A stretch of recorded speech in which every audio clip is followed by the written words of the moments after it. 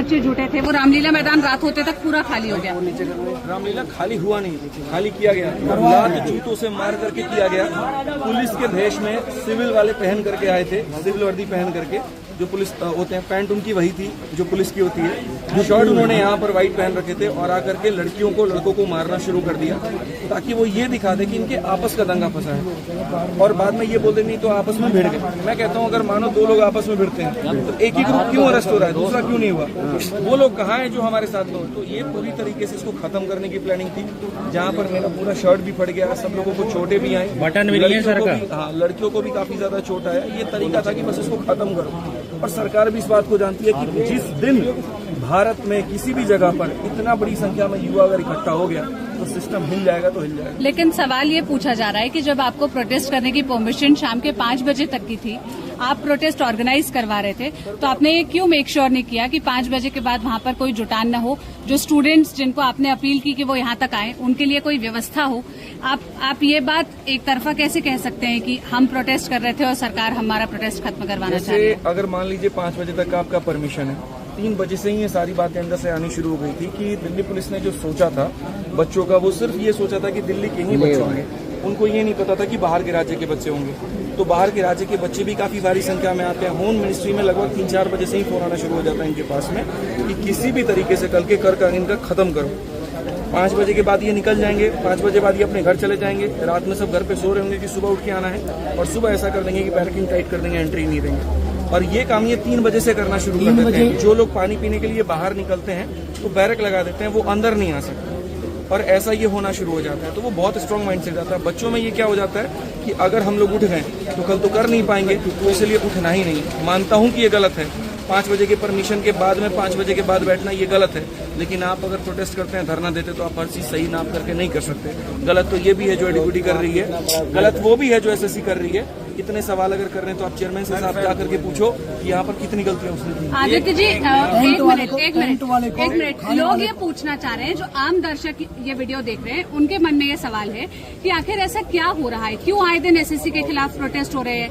अभी 31 जुलाई को हुआ था, अभी उस बात को महीना भर नहीं हुआ है कि फिर प्रोटेस्ट के लिए लोग सड़कों पर आ गए। हर 10 मेन डिमांड क्या है? आज का जो 2 दिन का प्रोटेस्ट रामलीला मैदान में हुआ, इसकी मेन डिमांड्स क्या थी? हमारे 3 डिमांड्स थे।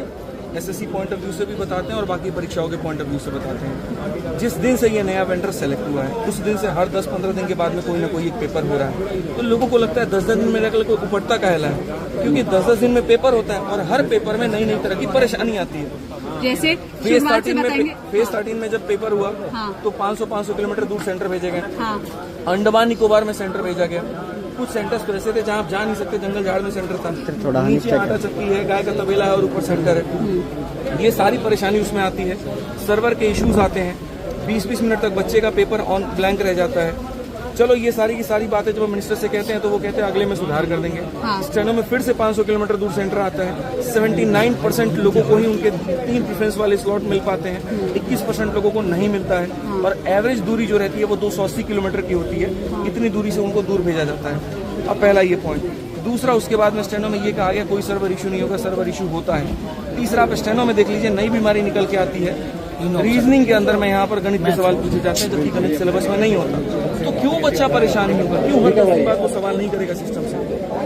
ऑप्शंस ऐसे हैं भूले वाले, क्वेश्चन और ऑप्शन मैच नहीं करते। 13 की परीक्षा से स्टूडेंट्स परेशान थे, उसमें भी एडुकेटेड के पास टेंडर था। उसके बाद आप कह रहे हैं कि स्टेनो, और अब आप लोग प्रोटेस्ट कर रहे हैं कि जो सीजीएल का एग्जाम होने वाला है उसमें ऐसी गड़बड़ी ना हो। तो इसलिए पहला मांग हमारा ये था कि एडिक्विटी हटाओ।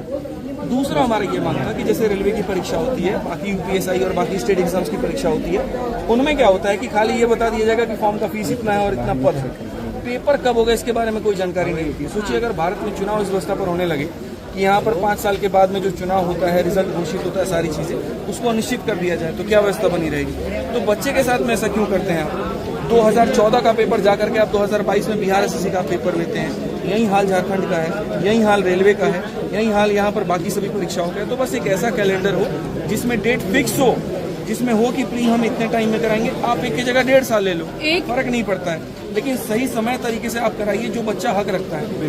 एक आखिरी सवाल, आरोप ये लग रहे हैं कि जो अलग अलग प्रोटेस्ट ऑर्गेनाइज किए जा रहे हैं, चाहे वो 31 जुलाई को हो या 24 अगस्त को हो रहा हो, ये टीचर्स के बीच में आपसी रंजिश का भी मामला है कि पिछले प्रोटेस्ट में किसी और टीचर को फुटेज मिल गया, इस वाले प्रोटेस्ट से कोई और टीचर अटेंशन लेना चाह रहे हैं, और ये टीचर्स बच्चों को टूल की तरह इस्तेमाल कर रहे हैं। जो उनका बेस है, जिनको वो पढ़ाते हैं, जिनके ऊपर उनका इन्फ्लुएंस है, उनको बोल रहे हैं कि यहाँ दिल्ली आइए, अलग अलग राज्यों से आइए, और उनके लिए वो प्रॉपर व्यवस्था तक नहीं कर रहे हैं।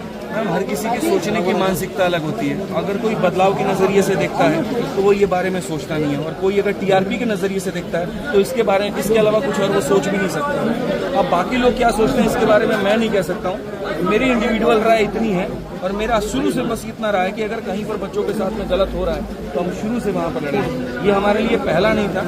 आप थोड़ा सा इतिहास अगर पीछे का जानेंगे तो हम यूपी कांस्टेबल सभी लोगों ने, मैं, विवेक सर, नवीन सर थे, सब लोगों ने वहाँ भी आवाज उठाई, वहाँ भी हमने ओंकार भरा, और योगी जी की सरकार में भरा, तो क्या वो भी एक टीआरपी का माध्यम 2 दिन के अंदर कैंसिल भी हुआ है।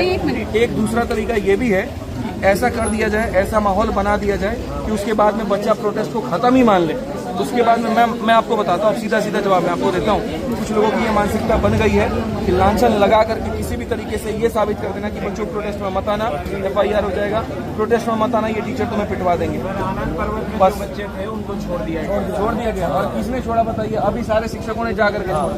1 बजे छोड़ा, हमने फोन किया अभी सर को, जबरदस्ती की बातें हैं। मैं एक चीज बोलना चाहूँगा, बिहार से हम लोग बिहार से आए हैं, और मेरा एक ही बात है, ये सब लोग परमिशन पे एक मिनट थोड़ा दूर हटेंगे आपने, थोड़ा गैप आदमियों को ही बोल रहे हैं, और उसमें आप ही लोग बात करेंगे और आप लोग ही कवर करेंगे।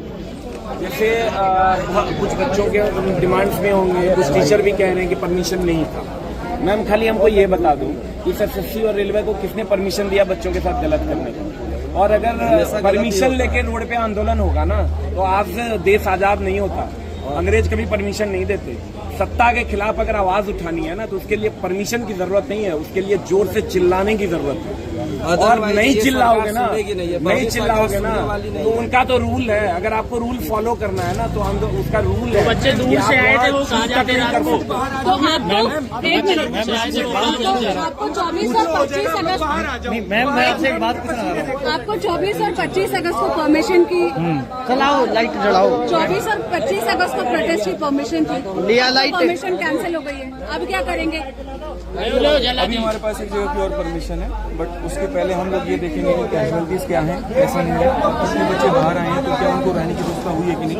हालांकि लड़कियों के लिए हमने होटल कर दिए हैं, लड़कों के लिए भी हमने कुछ शिक्षकों ने अपने आवास पे रोक लिया है, कुछ अपने कोचिंग पे रोक लिया है। कल के लिए हम लोग देखते हैं कि और क्या कर सकते हैं। सारी चीजें सही होने के बाद ही डिसीजन ले पाएंगे, और कलेक्टिव डिसीजन होगा ना। इंडिविजुअल पहले कभी था, नहीं अब कभी रहेगा। बिल्कुल बिल्कुल। मैडम, कोई भी आंदोलन आज तक जो हुआ है, अगर आप पूरे नॉर्म्स के तहत चलोगे, संविधान के तहत चलोगे, कोई भी चीज नहीं हो सकती। भाई एक बात, भाई बाहर चलो थोड़ा सा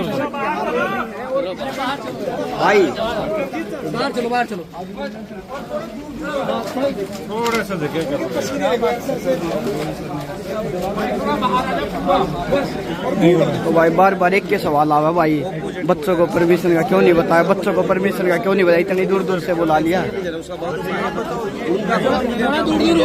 चलो भाई, अभी तो गुरु जी दुखी है, बाकी पूछेंगे भाई, ये बात भी पूछूंगा, कल पूछूंगा। हम लोग आनंद थाने से आ रहे हैं, 26 बच्चों को छोड़ दिया गया है, लेकिन उसमें बच्चों के साथ ऐसा व्यवहार किया गया है, बच्चों को गाली दिया गया है।